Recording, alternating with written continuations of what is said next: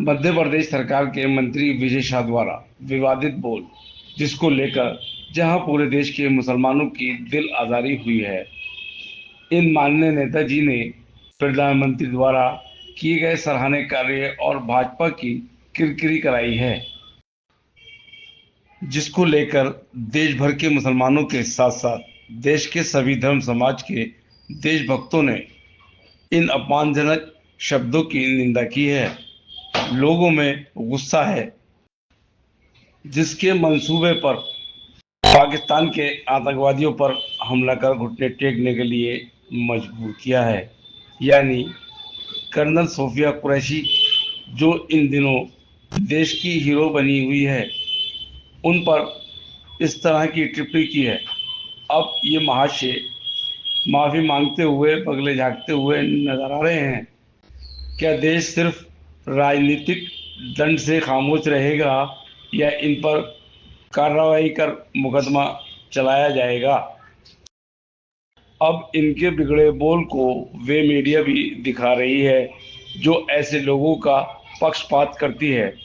क्या वे मीडिया मुसलमानों की दिल आज़ारी उनको सदा दिलाकर दूर कराएगी या नहीं, ये तो आने वाला समय ही बताएगा।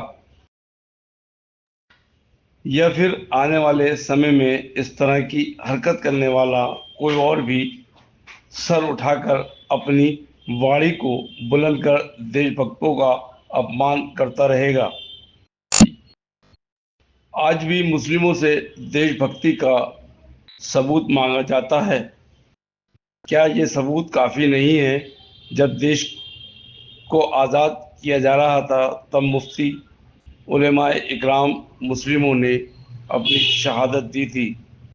अशफाक उल्लाह खां सहित आज़ादी के बाद वीर अब्दुल हमीद ही नहीं, मौजूदा दौर में पाकिस्तान से कारगिल की लड़ाई में शहीद हुए मुस्लिम सिपाही एम.आई. रियासत खान, आबिद अली, जाकिर हुसैन, जुबैर अहमद, असम मोहम्मद, और अब अगर बात करें 7 मई 2025, तो यहाँ भी देश के अनेक सिपाहियों के साथ साथ मुस्लिम जवानों ने भी शहादत हासिल की होगी। जी हाँ, जी हाँ, अगर देशभक्ति का जज्बा किसी को सीखना है तो कर्नल सोफिया से सीखे। जी हाँ, कल भी देश के लिए मुसलमान कुर्बानी को तैयार था, आज भी देश के लिए अपनी जान देने के लिए हर समय तैयार है। कोई आवाज़ तो देकर देखे।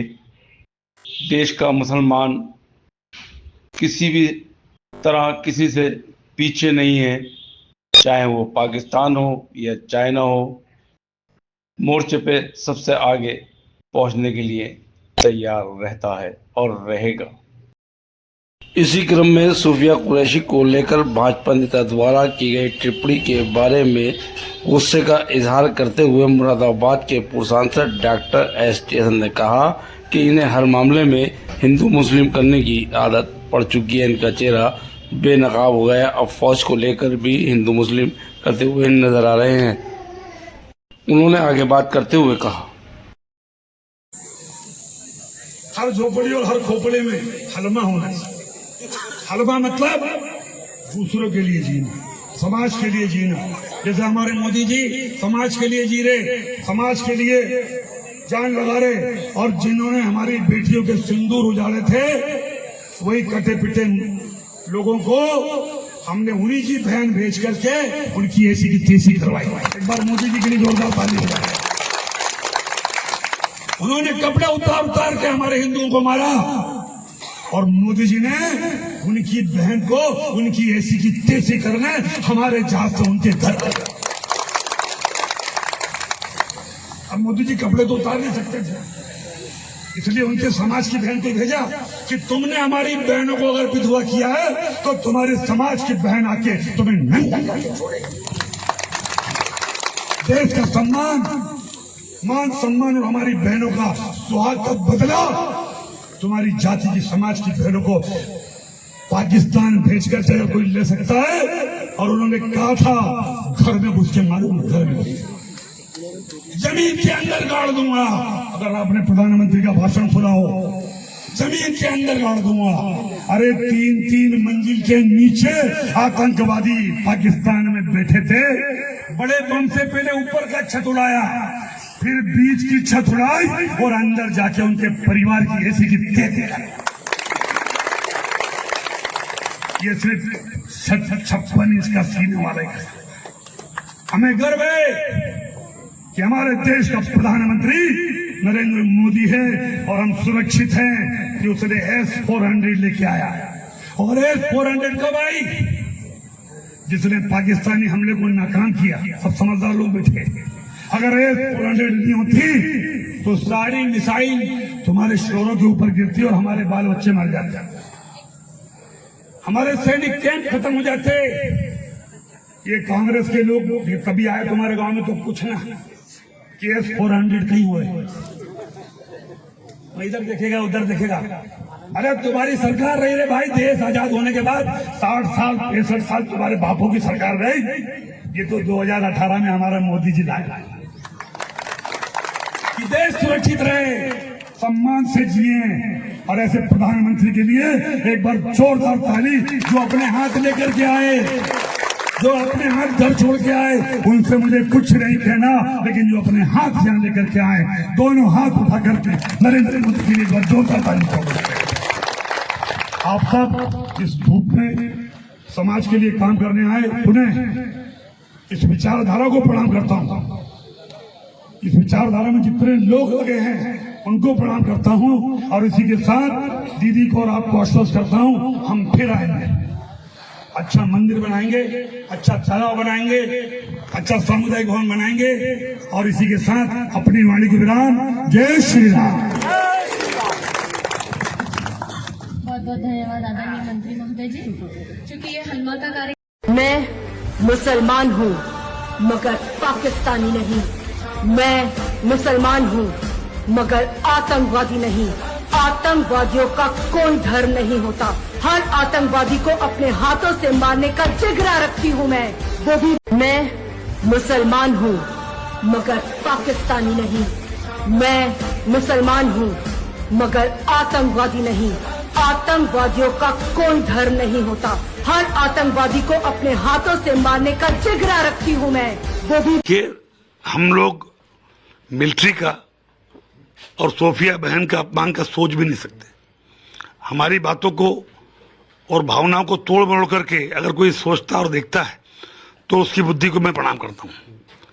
हमारी सगी बहन से ज्यादा और जाति समाज से ऊपर उठ करके उन्होंने देश और समाज के लिए जो काम किया है उनको मैं सैल्यूट करता हूँ।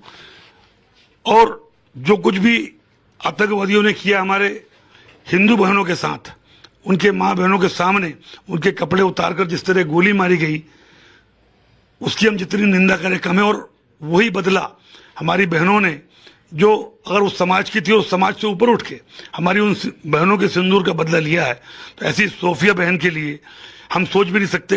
अगर उनको या किसी को भी मेरे उन बातों से कोई दुख हुआ हो तो मैं 10 बार क्षमा मांगता हूँ। कांग्रेस का कहना है कि आपने जो शब्द इस्तेमाल किए उसमें आपने कहा कि कटे पिटे लोगों को उनकी बहन भेज करके हमने ऐसी तैसी करवा दी, आपके ये शब्द थे। तो उनकी बहन से आपका क्या मतलब था उसमें? देखिए, हमारा बैकग्राउंड पूरा मिलिट्री वाला है।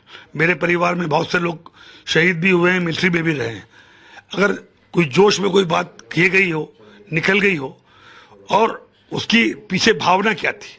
भावना केवल ये थी कि हम उन हिंदू बहनों को जिस तरीके से अपमानित करके और उनके कपड़े उतार के उनके सामने मारा गया, हम उसकी बात करते करते अगर किसी को ऐसा लगा हो तो मैं 10 बार माफी मांगने को तैयार। अपने बयान के लिए आप माफी मांगेंगे मतलब?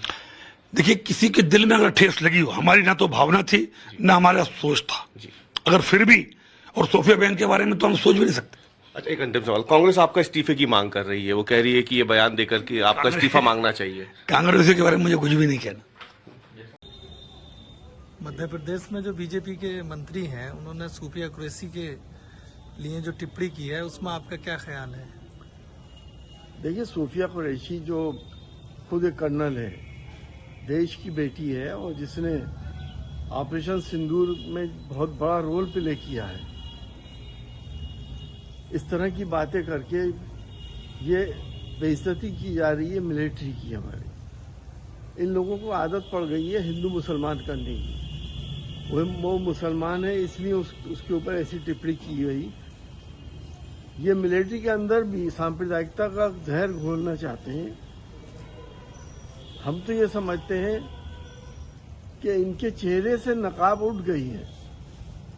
देश प्यार मोहब्बत से चलता है, नफरतों से नहीं चलता। और ये लोग उन लोगों से मिले हुए हैं जो देश को बर्बाद करना चाहते हैं, जो देश को बांटना चाहते हैं। चोला तो ये ओढ़े हुए हैं राष्ट्र भक्ति का, असल में ये देशद्रोही है और इनके ऊपर देशद्रोह का केस चलना चाहिए। ऐसे लोगों को कभी माफ नहीं करना चाहिए जो हमारे मिलिट्री के सपूतों को, जवानों को, बेटों को बेइज्जती करते हैं और हिंदू मुसलमान करने की कोशिश करते हैं। आ गया पूरा।